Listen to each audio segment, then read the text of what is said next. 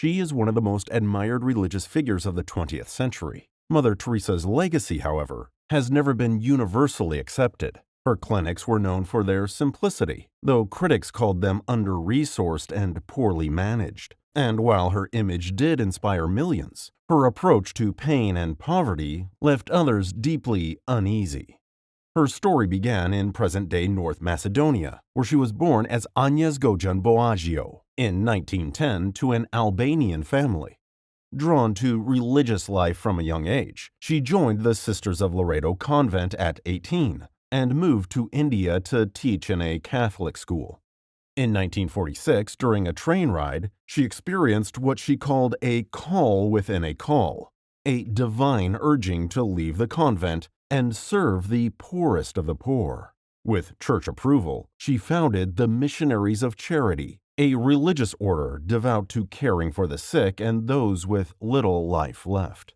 Wearing a simple white sari with a blue border, she walked the streets of Calcutta, tending to those abandoned by hospitals and families. Her work drew international attention. In 1979, she received the Nobel Peace Prize, and by the time of her passing in 1997, she became a household name. For millions, she was the embodiment of selfless love. She was praised by world leaders, celebrated in the press, and admired across religious lines. But not everyone saw her legacy the same way. Critics pointed to poor conditions in her homes, citing lack of medical care, pain management, and hygiene. Others questioned how the large donations to her order were used, noting a lack of financial transparency. Her outspoken opposition to birth control and abortion, even in areas struggling with overpopulation and poverty, sparked controversy. There were also accusations of corruption because of her friendly relationships with political leaders who were themselves accused of corruption or repression. Some viewed her emphasis on suffering as overly harsh, accusing her of glorifying pain rather than alleviating it. Others noted she never claimed to be solving poverty, but rather offering dignity to the forgotten. She once said, "Not all of us can do great things, but we can do small things with great love." In 2003, she was beatified by Pope John Paul II, and in 2016, she was officially declared Saint Teresa of Calcutta. Joan of Arc was a peasant girl from France whose vision and military leadership turned her into a national hero and symbol of divine inspiration. She was born around 1412 in Domremy, a small village in northeastern France. This was during the height of the 100 Years' War. Raised in a devout Catholic household, Joan claimed to begin receiving divine visions at age 13, which she said included voices from Saint Michael, Saint Catherine, and Saint Margaret. These visions told her that she had a sacred mission to help drive the English out of France and to support Charles VII's claim to the throne. Despite being a teenage girl with no formal military training, Joan convinced local leaders of her cause and eventually met with a French prince, Charles, who would later become King Charles VII, to let her lead an army. Amazingly, he allowed her to travel with troops. In 1429, she played a key role in lifting the siege of Orléans, a turning point in the war that revitalized French morale. People saw her as a hero. But just a year later, everything changed. Joan was captured by enemy forces and handed over to church officials who supported the English. She was put on trial, but not for anything you might expect. They accused her of witchcraft, heresy, saying or believing the wrong things about religion, and even wearing men's clothing, something that was against church rules at the time. She was put on trial by a church court in Rouen that found her guilty. She was only 19 when she was sentenced and executed by fire in 1431. She cried out "Jesus" as the flames consumed her. 25 years later, a new church trial examined her case and declared her innocent. In 1920, nearly 500 years after her passing, Joan of Arc was canonized as a saint by the Roman Catholic Church. Joan's sainthood remains controversial. Some question the nature of her visions. Were they divine, psychological, or symbolic? Others point out that her canonization required overlooking the Church's role in her demise. Augustine of Hippo was a Christian bishop and writer whose ideas shaped centuries of theology, but not without ongoing debate. Born on November 13, 354, in Thagaste, in what is now Algeria, Augustine grew up in a divided household. His mother, Monica, was a devout Christian, while his father followed traditional Roman religion. Augustine was intellectually gifted but lived a restless early life. As a student in Carthage, he pursued a career in rhetoric and lived in a long-term relationship outside of marriage, fathering a son. During this period, he rejected Christianity and joined Manichaeism, a religious movement that described the world as a struggle between light and darkness. Later, he turned to Neoplatonism, a philosophical system focused on the soul's return to a perfect source. While these ideas never fully satisfied him, they shaped his thinking about the nature of God and the soul. In his early 30s, Augustine underwent a major shift. While living in Milan, he was influenced by the preaching of Ambrose, the city's bishop, and by his mother's persistence. In 386, after a personal crisis, he converted to Christianity. He was baptized the next year and returned to North Africa, where he became a priest and later bishop of Hippo. Augustine wrote extensively. His Confessions is an autobiographical account of his spiritual struggles, while The City of God addresses the collapse of the Roman Empire and presents a Christian interpretation of history. He also wrote on topics such as free will, salvation, human nature, and the authority of the Church. His doctrine of original sin argued that all humans inherit a damaged will from the first sin of Adam and Eve. He believed that only divine grace could overcome this condition, not human effort. These views contributed to later Christian teachings on predestination, the idea that God chooses who will be saved. Augustine also held strict views on sexuality, often framing desire as something to be suppressed. He supported the use of state power to enforce religious unity, including action against Christian groups the Church viewed as heretical, such as the Donatists. These positions have led to criticism, both from within and outside the Church. His life was taken in the year 430, during the Siege of Hippo. Later recognized as a doctor of the Church, Augustine's influence remained central to Catholic and Protestant thought alike. But his legacy is still debated, especially around sin, grace, and human freedom. Padre Pio, born Francesco Forgione on May 25, 1887, was a Catholic priest known for his spiritual practices, reported mystical experiences, and strong public following. He was also the subject of several church investigations and remains a debated figure within Catholic history. He joined the Capuchin Franciscans as a teenager and was ordained a priest in 1910, shortly after he began experiencing health problems and was sent home multiple times due to illness. In 1918, he reportedly received the stigmata, wounds resembling those of Christ, on his hands, feet, and side. News of this spread quickly, and many viewed it as a miraculous sign. Padre Pio became known for spending long hours hearing confessions and promoting devotion to the Eucharist. Many pilgrims traveled to San Giovanni Rotondo, the monastery where he lived, hoping for spiritual guidance or healing. Some people claim to experience physical cures or deep religious experiences after meeting him. However, his rising popularity raised concerns within the Church. Multiple Vatican investigations were launched to determine whether his stigmata were genuine or self-inflicted. Some church officials believed he may have used chemicals to produce the wounds, while others questioned reports of miracles and unusual spiritual abilities, such as bilocation, being seen in two places at once.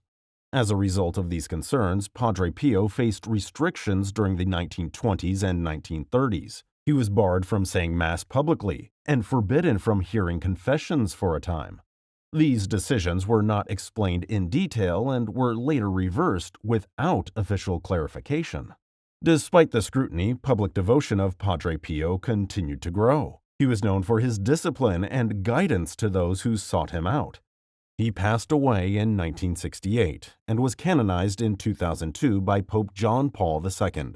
Padre Pio's legacy remains divided. Supporters see him as a humble priest who suffered quietly and served others through prayer and the confessional. Critics point to the Church's past investigations and note the lack of clear evidence for some of the claims made about him. Some also question why the Church ultimately reversed course and chose to canonize someone whose mystical experiences had once been treated with suspicion. Saint Christopher is one of the most widely recognized saints in Catholic tradition, known as the patron saint of travelers.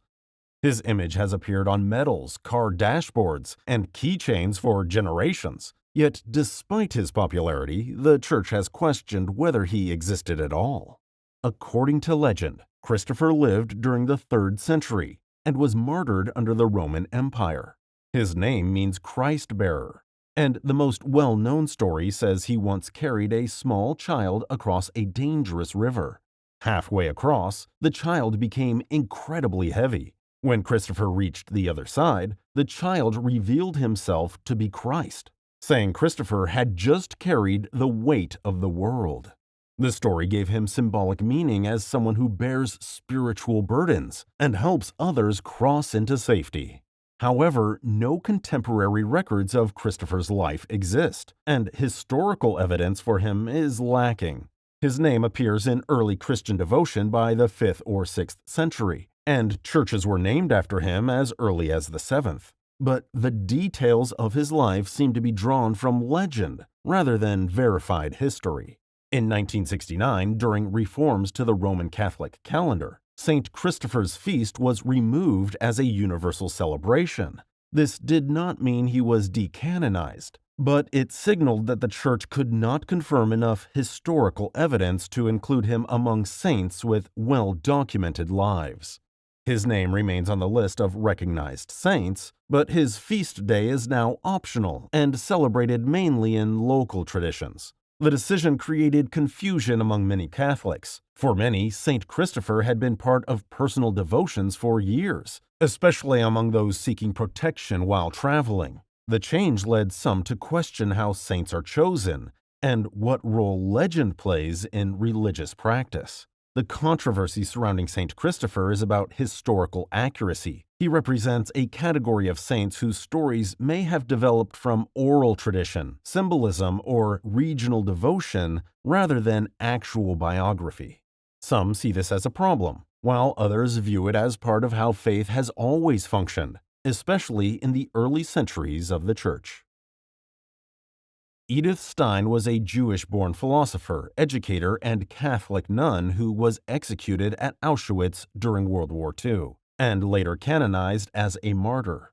Her life and passing reflect deep questions about how the Church remembers its saints, especially in relation to the Holocaust.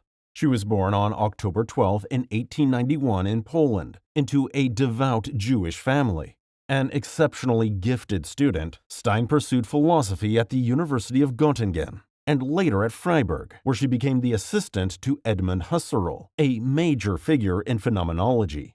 During this time, she began drifting away from Judaism and identified as an atheist. Her intellectual and spiritual search led her to Christianity, and after reading the autobiography of Teresa of Avila, she converted to Catholicism in 1922. She was baptized at age 30, taking the name Teresa Benedicta of the Cross. Her conversion and entrance into religious life coincided with the rise of the Nazi regime. As both a Catholic nun and a woman of Jewish descent, she faced increasing danger. In 1942, she was arrested by the SS and deported to Auschwitz, where her life was taken in a gas chamber along with thousands of others. In 1998, Pope John Paul II canonized her as a saint and martyr, recognizing her as someone who had suffered in hatred of the faith. Her canonization was widely celebrated, but also raised concerns, particularly from members of the Jewish community and some historians. The controversy centers around two main issues. First, her passing at Auschwitz was due to her Jewish ethnicity, not her Catholic faith. Critics argue that calling her a Christian martyr could risk misrepresenting the Holocaust, where Jews were targeted for who they were, not what they believed. Second, some questioned whether the Church was using her story to emphasize Christian suffering during the Holocaust in a way that could overshadow the broader reality of Jewish victimization. Supporters of her canonization argue that Edith Stein's life, writings, and personal choices reflect deep Christian commitment, and that her arrest came in direct retaliation for the Church's protests against Nazi policies. In that context, they believe her passing can be understood as both religious and political. Thomas Becket was the Archbishop of Canterbury in 12th century England. The brutal attack on him inside a church turned him into a martyr, and later a saint. He is seen as a symbol of courage in defending the church, though his actions raised questions about political power, religious authority, and loyalty. He was born around the year 1119 in London, to a well-off merchant family. He was educated in England and France and entered the service of the Archbishop of Canterbury at the time. There, Becket showed skill in administration and law, and he eventually rose to become Chancellor under King Henry II. In 1162, King Henry II appointed him as Archbishop of Canterbury, expecting Becket to continue supporting royal power within the Church. Instead, Becket changed his position. He began defending the Church's independence from the Crown, and opposed Henry's efforts to control clerical appointments and limit the Church's legal authority. This shift created a deep conflict between the two men. Becket refused to sign the Constitutions of Clarendon, a royal document aimed at restricting church rights. He was eventually forced into exile in France. After years of tension, he returned to England in 1170, but the conflict with Henry continued. Later that year, after hearing of Becket's actions, Henry is believed to have uttered the words interpreted as a call for action, "Will no one rid me of this troublesome priest?" Soon after, 4 knights traveled to Canterbury Cathedral and confronted Becket inside the church near the altar, where they fatally struck him down. One of the blows was so forceful the weapon reportedly broke against the stone floor. These details help explain why artistic depictions of Becket often show a sword positioned dramatically at his head. Within 3 years, Pope Alexander III declared Becket a saint, and his tomb became a major pilgrimage site. The controversy surrounding Becket's sainthood centers on his motives and methods. Supporters view him as a martyr who defended the Church against state interference. Critics note that his conflict with the king also involved personal ambition and political maneuvering. Some question whether he protected the Church for spiritual reasons or to uphold church privilege and power. Junípero Serra was an 18th century Spanish missionary credited with the founding of many of the first Catholic missions in what is now California. He is remembered by the Church as a devoted evangelist who helped establish Christianity on the west coast of North America. But his legacy has become increasingly controversial, especially regarding the treatment of indigenous peoples under the mission system he helped create. Serra was born in 1713 on the island of Majorca, Spain. He joined the Franciscan order and became a professor of philosophy before volunteering as a missionary to the Americas. After working in Mexico for several years, he was sent north in the late 1760s as part of Spain's effort to colonize Alta California. Between 1769 and 1784, Serra founded 9 of the 21 Catholic missions along the California coast, including those in San Diego, San Carlos, and San Juan Capistrano. These missions served as centers of religious conversion, agriculture, and Spanish authority. Serra believed he was saving souls by bringing Christianity to indigenous communities. However, the mission system also enforced strict control over native peoples. Once baptized, indigenous individuals were often not allowed to leave the missions. Punishments for disobedience could include forced labor, isolation, or physical discipline. Missions disrupted traditional cultures and may have contributed to long-term trauma among California's indigenous peoples. Serra's defenders say he personally opposed abuses and sought to protect Native communities from worse treatment by soldiers or settlers. Some historians point to his written efforts to limit corporal punishment or to advocate for indigenous rights within the colonial system. Still, even by the standards of his time, the missions imposed a system of control and cultural erasure. In 2015, Pope Francis canonized Serra during a visit to the United States, calling him a model of evangelization. While some celebrated it as a recognition of Serra's faith and determination, others, including many indigenous leaders, viewed it as ignoring the suffering caused under his leadership. Since then, statues of Serra have been removed or vandalized in several California cities. Debates over his legacy continue in schools, churches, and government spaces, reflecting broader conversations about colonization, historical memory, and what it means to honor someone as a saint. Thank you for watching this video and making it to the end. I hope you enjoyed it and maybe learned something. I'd love to hear what you think about these saints. Are they all deserving, or is the controversy warranted? And if there's any we left off the list, make sure to mention those. We'd love to make a part 2. So let us know what you think and subscribe to get notified about more videos like this in the future. Thanks again. See you next time.